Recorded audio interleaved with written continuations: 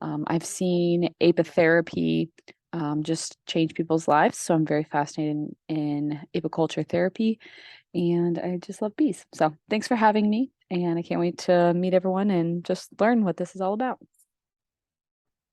Thank you, Courtney. Yeah, we asked Courtney to maybe present in January or February when she has a little bit more time.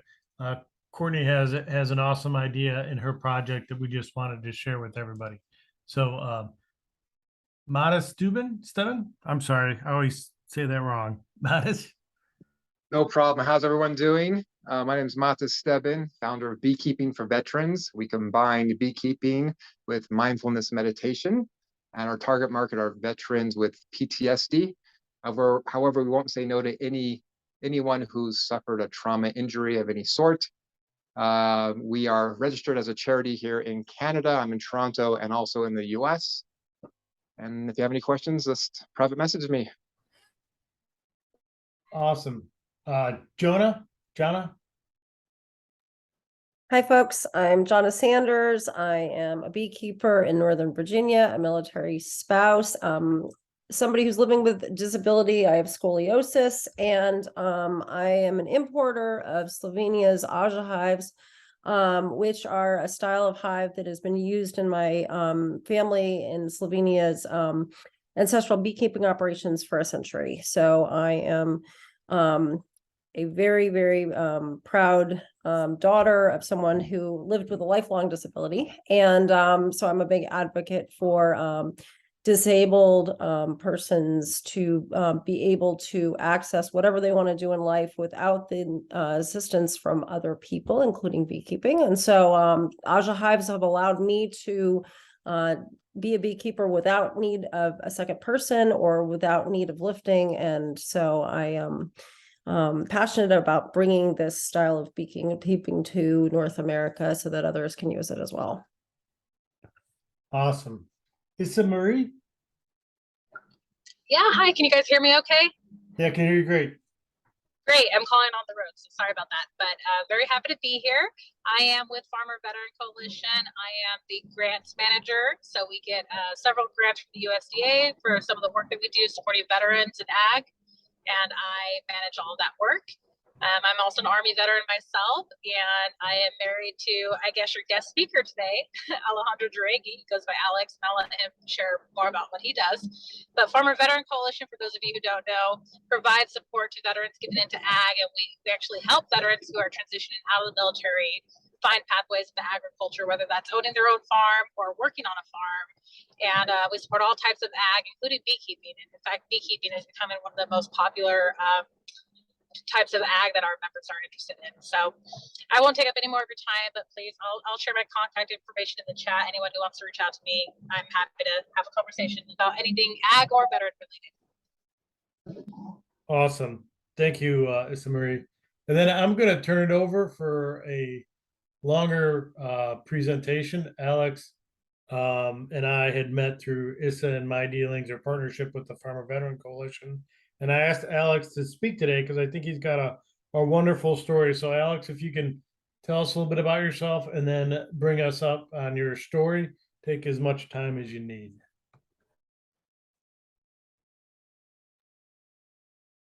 Yes, how's it going, everybody? Can you hear me?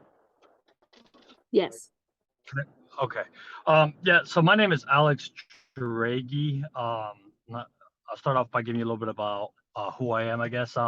So I started, well, I served in the military for 11 years. I was an infantry squad leader with the 82nd Airborne Division. And in 2012, I stepped on an IED. And as a result, I lost both of my legs, one above the knee, one below the knee, a couple fingertips, and, you know, other smaller injuries, PTSD, TBI, all that other smaller stuff. But anyways, I started when I moved back to California, which is where I grew up. I grew up in Northern California, so around the town's called Williams. But that's where a lot of the almond orchards are at. So when I moved back to Northern California, I was given a 5-acre property by a nonprofit called Homes for Our Troops. And initially, my brother-in-law, who's worked in the almond industry for the last 20 years, he approached me about wanting to start a business together, growing an orchard, an almond orchard. And so we looked into it. I talked to a couple of my friends that parents of my friends that I grew up with that have been in the industry forever, and basically came down to the determination that a 5-acre property, unless I knew somebody that was willing to basically do harvesting for me for free and loan me all the equipment for free, 5 acres would not make enough revenue to make it worth my while. So there went the idea with the almonds. And so my brother-in-law then suggested looking into beekeeping because almonds need beekeeping. And so we went to Man Lake to just go, initially we went to just go look at prices, and they had a hell of a salesman. That to this day, I always tell Eric, who runs Man Lake, to make sure he never fires that guy, because he's the whole reason we started. So anyways, we went to the store. He sold us on this. Oh, this is the last day of the sale. We've never had a sale like this, and we probably will never have one again. And so we ended up buying enough equipment to start off with 75 beehives, and never had read a book about bees, never had even opened a box of bees before. So that's kind of how we got started. And now we know that they do that every March. So every March I tell Eric, you little. So anyways, that's kind of how we got started. We've been doing this for 6 years now. We started 2015. And that first year doesn't really count because you get your equipment, you build up the hive, and really the next year's I guess it does count because you can lose all your stuff in that 1 year. But anyways, we started in 2015. We are currently at 1,000 hives.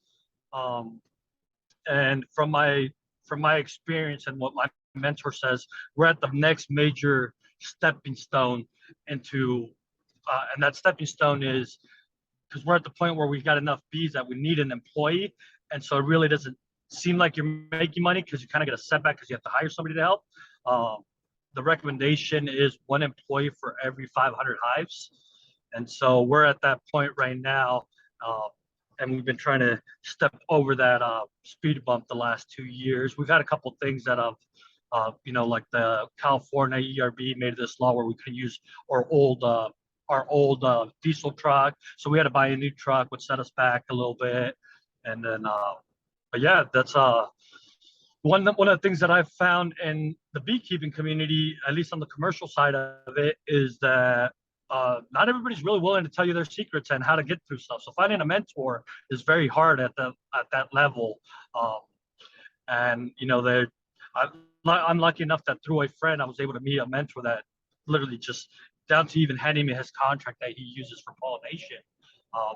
That guy, he's helped me with everything. There's, as any of you have done beekeeping, we can all be doing one thing 10 different ways, and they're all wrong or they're all right, however you want to look at it. So we're always still learning how to do things, and it's a livestock, so things are constantly changing. What worked last, we have bee yards that last year did great, and this year that bee yard is not doing great. And so things are just constantly changing, and we constantly have to be adapting the way we do things. So with that, I guess I'll open up to some questions so I can answer specific questions if anybody has specific questions. Hey, Alex, this is Joe. I'll break the ice and ask, is there anything in your operation that you use for adaptive devices? No, not in my operation. I was approached by a college a few years ago about making something to help me like lift up the hives, and they came up with this. They called it the brake dolly, and so it's a dolly that essentially helps you. It grabs onto the top box and helps you with picking it up and then folding it so you can work the bottom super. But in my specific that was commercial size operation. So if you're doing it as a hobbyist, I think that would be great. If you only had 4 or 5 hives to keep, I think that would be it's a great device. It does everything that it was intended to do and designed to do. But for my specific operation, no. Can you tell the name of that device in the chat box, please, Alex? I will, but the thing, it was a custom-made device, so you're not going to find it anywhere else. but I can send some Curious pictures to- to Yeah, I'm just curious I- to look at it. yeah. I'm actually not at home right now, but I will send some pictures to Joe so he can post them. I think I sent them before, so he might even have them handy. I got him, Alex. I'm gonna try to post them right now. Alex, on Yeah. the agritherapy aspects, how do you think beekeeping is, I guess, say, kept you out of trouble? Absolutely. So in regards to PTSD and stuff and our veteran community, for me, you can't be thinking about 100 things and try to find a queen or find, and doing your inspections and stuff like that. You really need to keep your mind focused on what you're doing. And so anything else that's going on just kind of goes away whenever you're looking at a beehive and doing an inspection. And the other thing is the saddest, when I started making queens, had a couple tries where we'd only have a couple takes. So I almost want to, I don't want to compare it to like when you have a baby and they start crawling or start taking their first steps, but it's a very similar feeling, where you try a split and it worked great, or you try to make queens and you finally get something, you get a 90% take. It's very satisfying.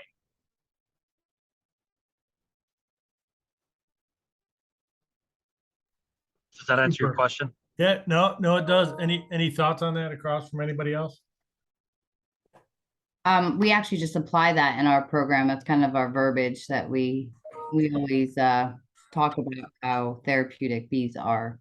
And it's just nice to hear him say basically the same thing that we say all the time. So, and it's the truth, if your mind somewhere else, those bees are very, very quick to remind you to stay focused where you're supposed to be, not on other things. Yes. And with me, I served in a unit that we had a lot of IEDs and we've had several suicides post-deployment. And so like right now, wintertime is extremely hard for me because there's very limited stuff you can do with beehives right now. So when you get bored, your mind starts going, you start getting in your mind, and it's just very frustrating. So for me, like, bees has made a complete change in my life. Um, so but it's also tiring at a commercial scale, at least. It's very back-breaking work when you're doing treatment and you have to get through 1,000 bees and every 7 days. I'll just add something to that real quick, Joe, if you don't mind. So, one of the things that we find here at Farmer Veteran Coalition, so like I mentioned, I'm a veteran, my husband's a veteran. One of the things that we find is that veterans need a new purpose. So after they serve, they really need a new purpose, whether that is with ag or not. Finding that new purpose is something that's really important. And so we definitely believe that there are therapeutic values to being in ag and working on the farm. But like Alex said, it's not easy, which, anyone who's on this call probably knows. It's certainly not easy by any means, but there's certain milestones where, like Alex said, I've never heard him compare that to like a baby walking. Like you're watching your baby take the first steps. Like it's really exciting and you're like, oh yay, it's they're not falling yet. And so yeah, there's definitely therapeutic value to it, but there needs to be support around veterans in agriculture. So that's the one thing I wanted to add to that. Could I speak up about that aspect as well? So that's part of our program, is a mental health aspect of beekeeping and the life lessons through beekeeping and helping veterans who are suffering from PTSD to find, I guess, inner strength through the life lessons of beekeeping. And there's so many messages and things that could be applied there. And I think this is a new trend that I think beekeepers have always been aware of the benefits of beekeeping, the therapeutical benefits of beekeeping. And today, just mental health is it's on the forefront of so many different organizations and people. And that's one thing that that is our core competency here at Beekeeping Veterans, that we just really want to build veterans who are suffering from PTSD and give them life lessons through the hive. And I'd love to talk to more people after this to just work with each other if we can. That's my 2 cents. And I apologize, I've been going in and out of the conversation, so I got the tail end of the last conversation.